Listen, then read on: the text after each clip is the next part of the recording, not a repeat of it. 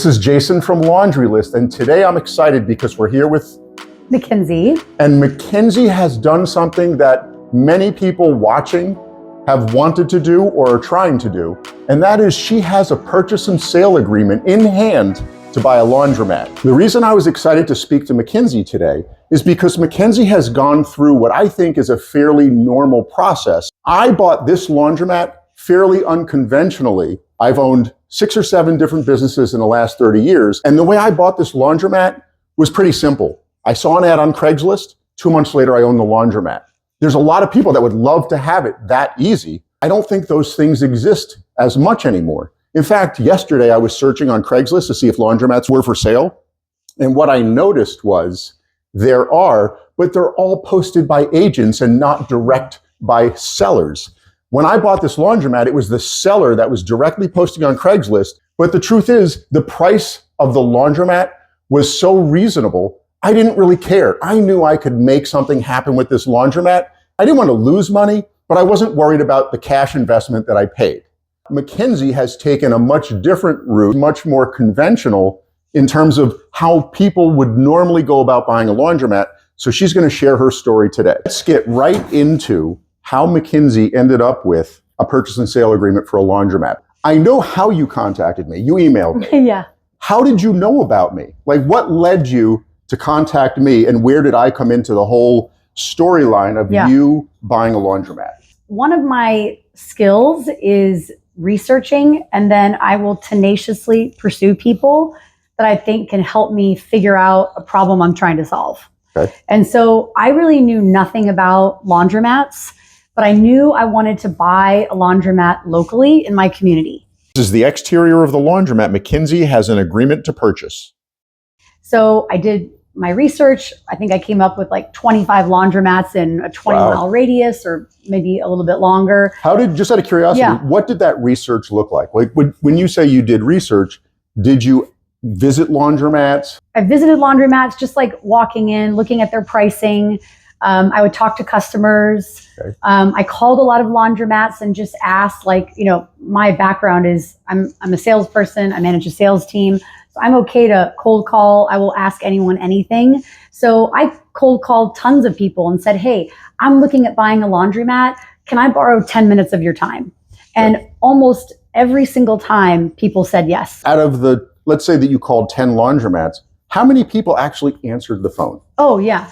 Let's see. So I would say maybe 6 out of 10 answered the phone. That's pretty good. That's higher than I thought you were going to say. And these are laundromats that I think were a little bit larger, and they had someone on site. Okay, so that makes more sense. That was like someone that was, you know, working from 6 to 2 or whatever, and they would pick up the phone. Right. But I found you because of your podcast material.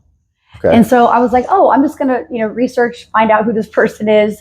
And then just also what I did with you. I emailed you and said, I have some questions. I think at that point I was putting an offer out. I can't remember where I was at. I think you had the purchase and sale agreement signed. Yeah. And you had your 30-day due diligence period. Oh, yes, that's right. So you approached me right as you were entering the due diligence, where I think you had 30 days before you had a non-refundable deposit that would have been due. Yes. But you never contacted me about learning about this law. What was it about this laundromat that was not on your radar at all? Yeah. Okay. So, you know, the one that I found just kind of in a roundabout way through a broker. Okay. And that was also something that I was learning how to manage, is broker relationships and how you present yourself and what you need to say or not say. And so, but you weren't looking for a broker. I was not. You contacted whatever the contact information was for that particular laundromat. Yeah. And it turns out a broker was the person on the other end of that contact. Okay. Exactly. So that kind of just, I don't want to say fell in my lap, but it was really kind of an inadvertent discovery of this laundromat that was for sale.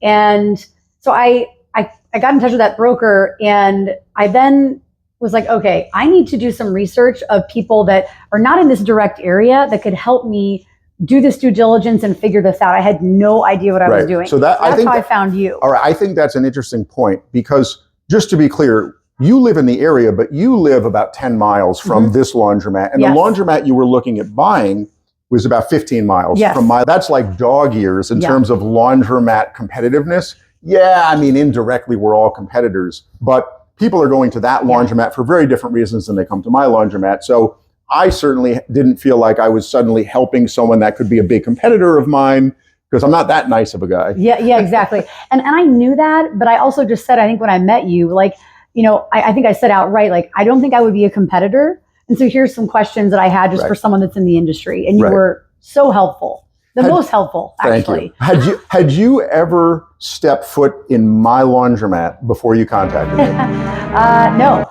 I don't understand why. It has a nice, quaint New England exterior. There are beautiful new machines on the interior. And overall, the laundromat is a nice, small, manageable space that produces a cash flow. I had not. And that's amazing to me because here I am, one of the only laundromats in downtown Northampton. I get approached by a lot of people to buy it. And the one person that is serious about buying a laundromat doesn't contact me. Yeah.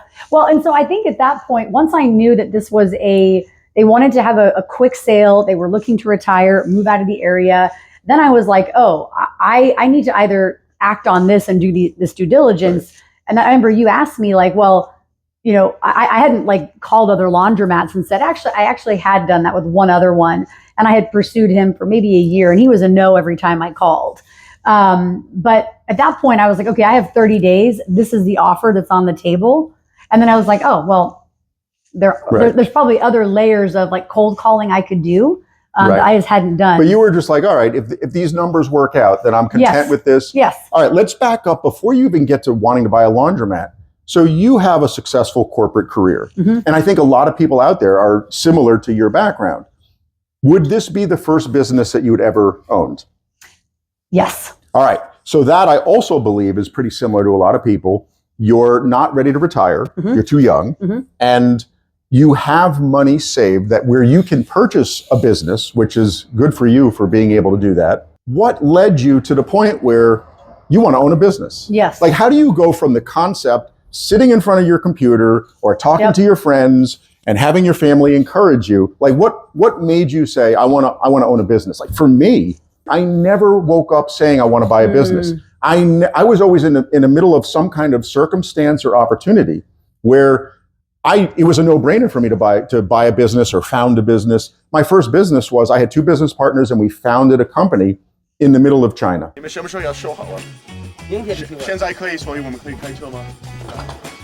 帽子给我去。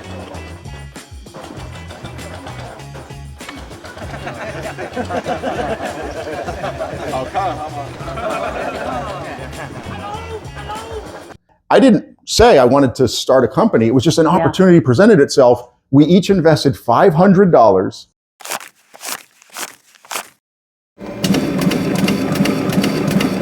And we never looked back. Wow. And 5 years later, we sold the business. And then every other business I got involved with, it was always an opportunity, including this business. I never thought about laundromats. It was nowhere on my radar. Yeah. I didn't even know this place was here. I walked past it probably 1,000 times. When the opportunity presented itself, I was like, oh, that seems like a no-brainer. Yeah. What is the thought process for people that wake up one day? I mean, have you been thinking about a business for a long time, or did you just wake up and say, you know what?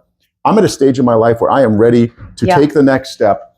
Walk me through that. Okay, yeah, I love that question. So I would say my husband and I, for a good part of our marriage, have always had this kind of friendly banter of like, hey, what about this business idea? What about this business idea? And it's always been something that we've done. I have plenty of banter in my marriage, but it doesn't always feel friendly. Totally. So we've kind of always done that. So I'll just say that because it has been kind of an origin of how we operate together and how I think as a business person in corporate America. So in 2023, and I literally couldn't make this up, Jason, if I tried. In a span of 24 hours, my husband and I were both laid off from our jobs at the same time, within one business day. That is not a good feeling. I mean, it's really not a good feeling. And collectively in those two, he was in higher ed, I was in corporate America. We had spent like 32 years in those respective institutions. We were fortunate enough, and we worked really hard and we've saved a lot to be like, okay, we're going to be okay when that happened. Right. But it was this moment where I said, oh, someone else has made a decision for me that has and could have significant implications on my like long-term financial health. My financial health, right. Exactly. And so that was when I said, never again. I am going to build other revenue streams so that I am building this financial fortress so that cannot happen again. I think if you were to ask most entrepreneurs, myself included, how or why they became entrepreneurs, it's all about control. You know, of course you always know that there's a chance you'll make money as a business owner. But for me, it really wasn't about that. It was, I wanted full control of my life. And in fact, a trigger for me back in 1994, when I co-founded this company, was there was a lot of uncertainty with employers in China. I never wanted to feel like I was at the mercy of someone else for my financial health, for my financial well-being. So that was always in the back of my mind when I was 25 years old, saying, wait a minute, I don't want to go through my life feeling beholden to somebody else. I want to be in full control of my life and where things go for me financially. So that, and I think a lot of people feel that way. But then things settled down for you. You didn't own a business back then. No. You ended up back in corporate America in spite of that. But so the seed was planted. All right. And so you always felt when the time is right, I will pounce on an opportunity. Exactly. So like we both got jobs within, 6 months. So our time out of work was very short. But that was enough to just say, okay, you go back to corporate America because I love what I do. I manage a sales team and I love it. And it's like I want to continue to be ruthless in finding a business or businesses to acquire. And if you look at, I have a Claude project now that's just for this. That's my business acquisition. So you have a whole file in your computer with all these saved business potentials. And there's 20. There's over 20. And this laundromat is still not in that file. Totally.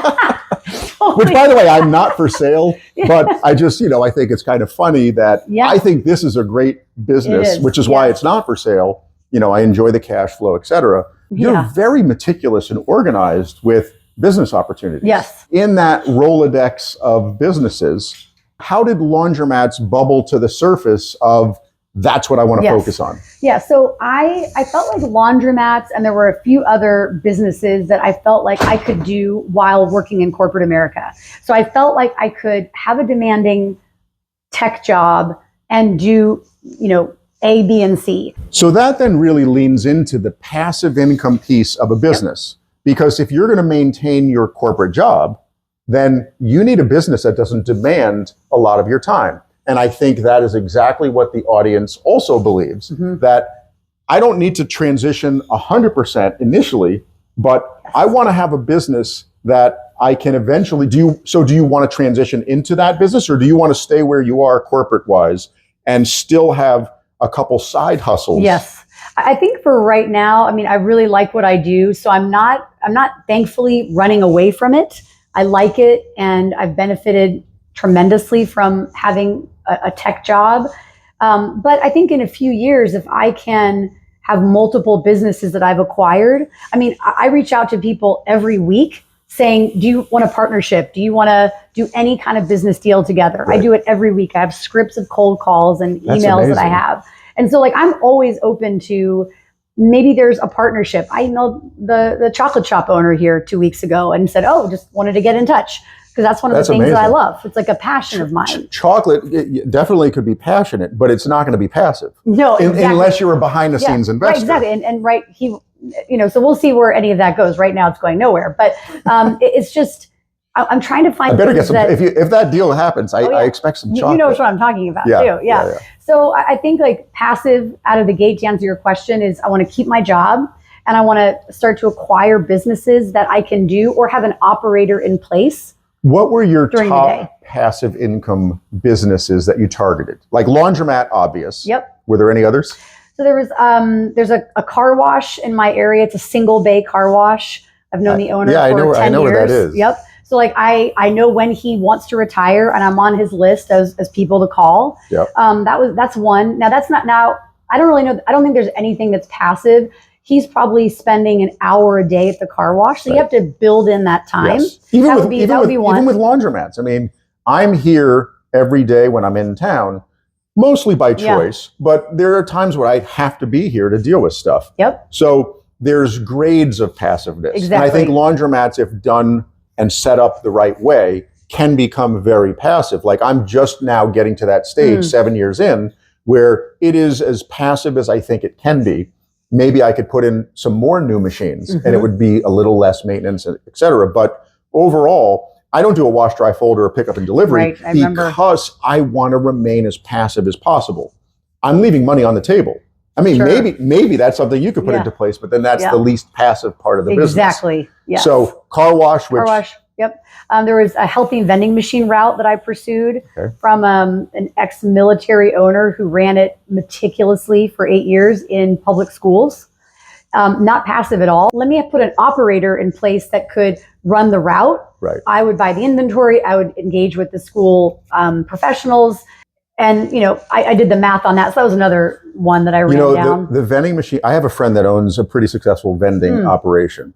And I remember talking to my kids about this, saying, the thing I love about a laundromat is I don't deal with inventory. I don't deal with perishable goods. I don't lock up capital buying inventory. I don't deal with trucks and deliveries. I don't deal with equipment like vending machines. I have a couple in this laundromat and the equipment will break down or you have to replace it, which is $2,000, $3,000, $4,000, $5,000 if you're lucky, a pop for each machine. And then you have maintenance of your equipment. You have to have a warehouse. So there's a lot of stuff about vending that people think it's passive because you have a machine that's generating the revenue. But there's so much behind the scenes to make that happen. 100%. That I knew immediately, and I used to own a distribution company of ice cream in China. Oh, wow. That was a side business that we got into.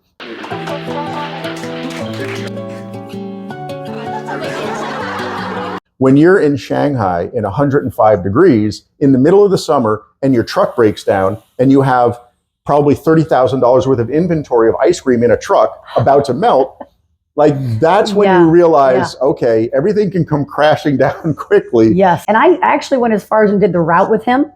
And I ran the route. And again, this is what I put out there, said, hey, why don't we do this? And I saw how not passive it was. Right. I mean, we were hauling, moving. We had to do a 2-person hold on one of these boxes to bring it into the schools. Not to mention, you have to stay up on what do teenagers like. I was like, well, to your point, there's just a lot of other layers that it's not as simple as a lot of content makes it seem like it is. Right. Did you look at self-storage? Because that's the other. I did. Of course you did. That's the other thing that is very passive. Did you pursue any self-storage? Absolutely. Of course you did. Yes, I did.